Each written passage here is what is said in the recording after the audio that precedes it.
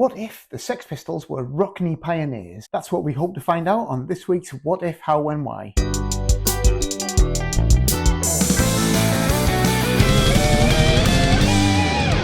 Hello there, I'm Morgan Brown, and every Monday I upload a new video to my YouTube channel, which I call a What If video. The idea of these videos is that each week I take a different popular song and imagine an alternative universe in which that song comes out completely different from the version that we know and love. I then take the original lead vocal of that song and record a new backing track to it using just GarageBand and whatever instruments I have kicking around the house in order to bring this alternative version of the song to life. The track I chose this week was Anarchy in the UK by the Sex Pistols, and I tried to reimagine that in the Rockney style pioneered by Chaz and Dave. So if you haven't had a chance to listen to that yet, here's a little taster. I am an antichrist. I am an anarchist.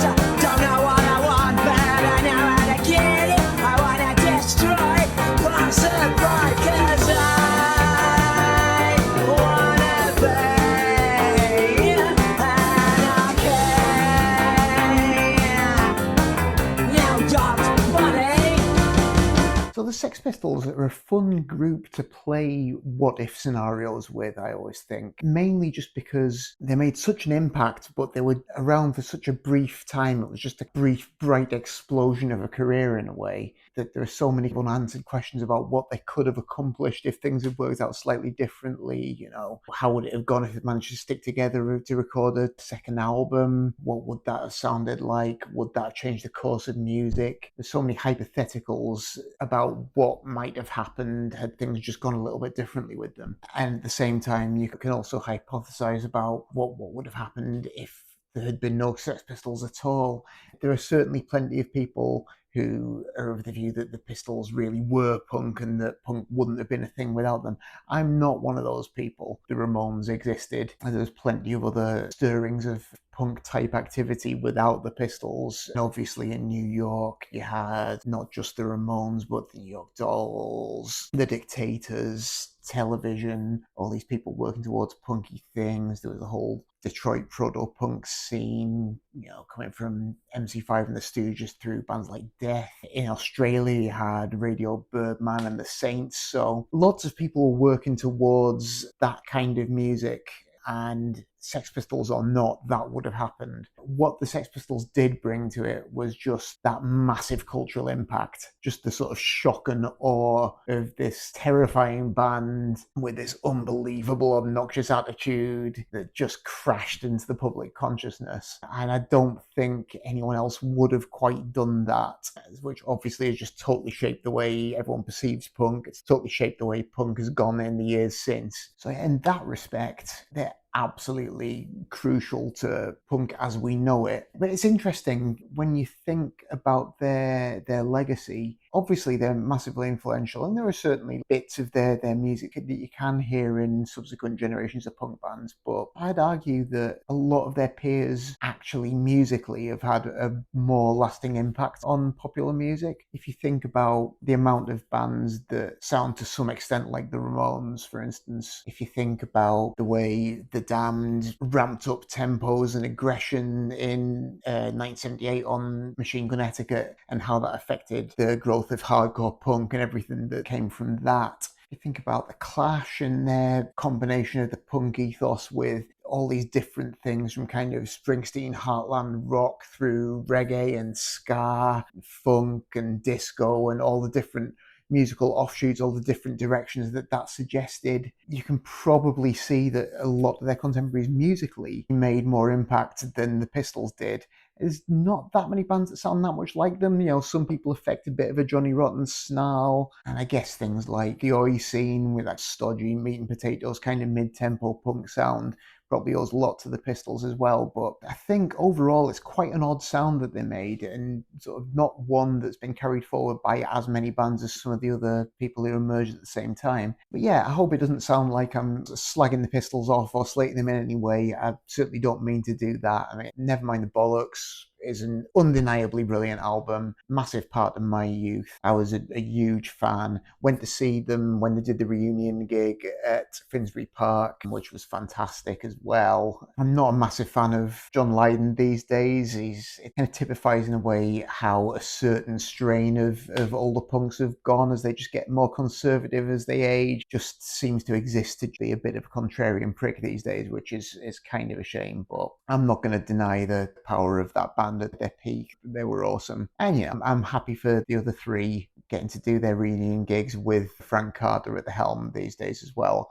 Probably won't be going out to see any of those, but if you are, I bet it'll be an amazing night and you'll have a great time. But yeah, that London music scene in the mid-70s was an interesting one. A bit of a time of flux, I suppose. And one of the things that was definitely bubbling away in that London music scene of the mid-70s that fed into early punk was the pub rock scene, which is a really interesting scene. In a way, it's actually a few different scenes that just got bundled together just because of the kind of venues that people were playing. Because there were all kinds of different strands of music in there, from rootsy R&B to fairly kind of down-home country-ish kind of stuff to sort of 60s-ish kind of power pop and old school rock and roll, all mingling together in these sort of small kind of grassroots music venues. And a mixture of performers from kind of veteran session musicians to young up-and-comers who either didn't have the kind of fancy skills to play prog or just weren't interested in that and wanted something a bit more back to basics. So that's the kind of scene that, in a way, could produce both a Sex Pistols and a Chas and Dave. Chas and Dave are a beloved institution in the UK, but if you're a young person or if you're from elsewhere and you're not familiar with them, Chas Hodges and Dave Peacock, and also their drummer Mick Burt, who wasn't a named member of the band but was always there. They were veteran session musicians from the UK. They'd been active since way back in the 60s. Chas Hodges was a member of Cliff Bennett and his Rebel Rousers, who had a hit with Got to Get You Into My Life, the Beatles song. And he was also in The Outlaws, which was a band put together by the producer Joe Meek, which also at one point featured Richie Blackmore from Deep Purple. So they've been around for a long time. They knew their stuff. And they've played in a lot of sessions together and also separately over the years, including, notably, they're both featured on the song I Got The by Labi Siffre, which is probably the most famous thing they've ever done by virtue of it being sampled by Eminem on My Name Is, which is a really weird kind of cultural crossover. But yeah, by the mid-70s, they'd got to the point where they'd just been playing sessions together so much that it was like, let's work together. I think initially worked together under the name Oily Rags, which is Cockney rhyming slang for cigarettes, oily rags, fags, etc. Recorded one album under that name and then decided, oh, what the hell, let's just call ourselves Chas and Dave. That's what everyone called them anyway. In 1974, both the first Oily Rags and the first Chas and Dave albums come out. That first Chas and Dave album, which includes a song called Wurcha, which was later to be renamed Gertcha, which became their first sort of breakthrough hit after being featured in an advert. But they developed this style that combines a bit of kind of roots, boogie and rock, a little hint of country with kind of traditional UK music hall, Cockney kind of pub sing-along stuff. A bit of comedy in there as well. So like proper boozy East End of London entertainment. After a few years of obscurity, they had this breakthrough with this song and advert and it really just struck a chord. And from that point on, really, they were kind of a cultural institution in the UK. And one of the places that where in their later career they had quite a lot of success was Rebellion Punk Festival. Possibly they originally played it when it was still called either Wasted or Holidays in the Sun. It's all the same festival. Took place originally in Morecambe and then later on in Blackpool. Still happens every year, but I've been to it loads over the years. And I remember the first time I saw that Chas and Dave were playing, I thought, what the hell is that all about? That seems absolutely crazy. But nope. The punks, particularly punks of a certain age, love them. The skinheads love them. Always went down an absolute storm. And I guess it kind of makes sense thinking back.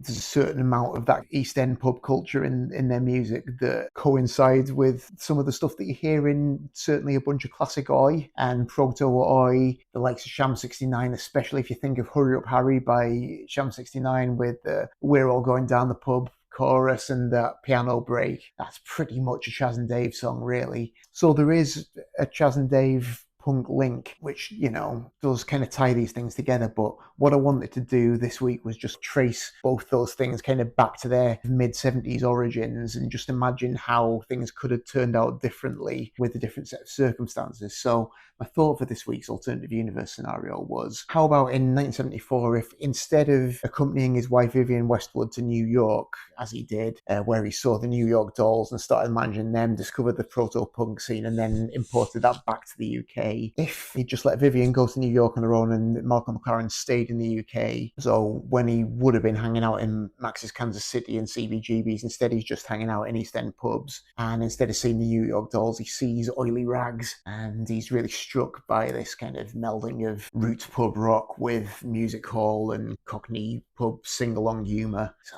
what if someone could take this and combine it with situationist thinking that I've been learning and create a new art movement based on East End pub culture? And he decides that he's going to have a chat to Chaz and Dave and propose this to them and see if he can become their manager. And they, being industry veterans, they immediately recognise him as a bit of an amateur and a bit of a weirdo. So they politely reject his offer. So instead he thinks, okay, well, I'm going to do this myself then. Recruits a bunch of young lads who've been hanging around his shop, which I think at the time was probably Let It Rock, kind of retro 50s clothing shop, did a bunch of Teddy Boy clothes and what have you. So recruits these young lads, plays them the first Chaz and Dave albums and explains that's the kind of music he wants them to do, and also explains some of his situationist thought to them, tells them about the concept of anarchy and says, you know, I want you to play this music but just work these ideas in. So they go away and come back with the song Anarchy in the UK, which obviously really fits the bill for him, causes quite a stir. He's named the band the Sex Pistols, which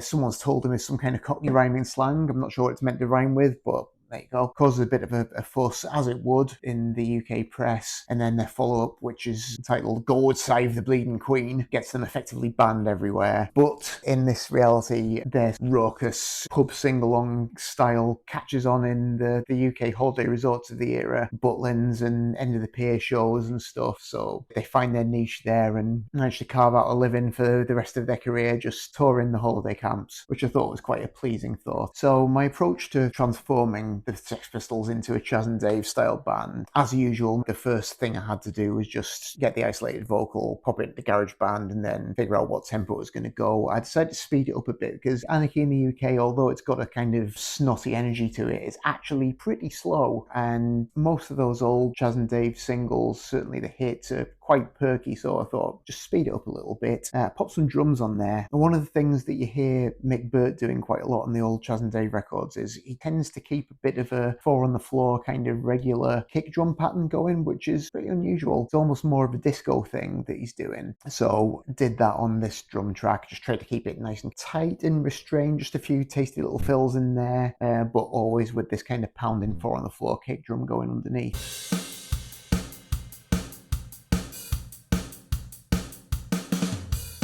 In terms of bass, one of the things that I like about Dave Peacock's playing on some of those records, he's got this really outrageous, obnoxious bass sound with loads of chorus on it. So I thought, yes, I'm going to do this. So I piled the chorus on my bass. I've got that quite up front. And again, he's got a few little disco tricks that he throws in some of those records, ascending kind of octave runs and stuff. So I thought I'd sneak a few of those into.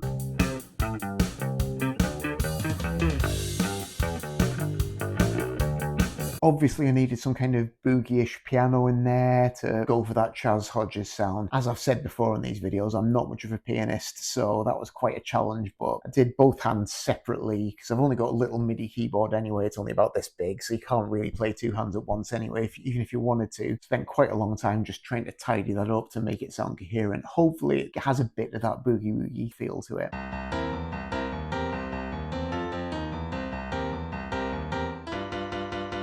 And then most of those records have a little bit of guitar on there too. I think Chaz Hodges is also a guitarist, so I tend to have a little bit of slightly country-ish picking in there. So I went for a bit of that. I used my homemade Telecaster and snuck a bit of twangy lead guitar on there too, which I think came out quite nicely.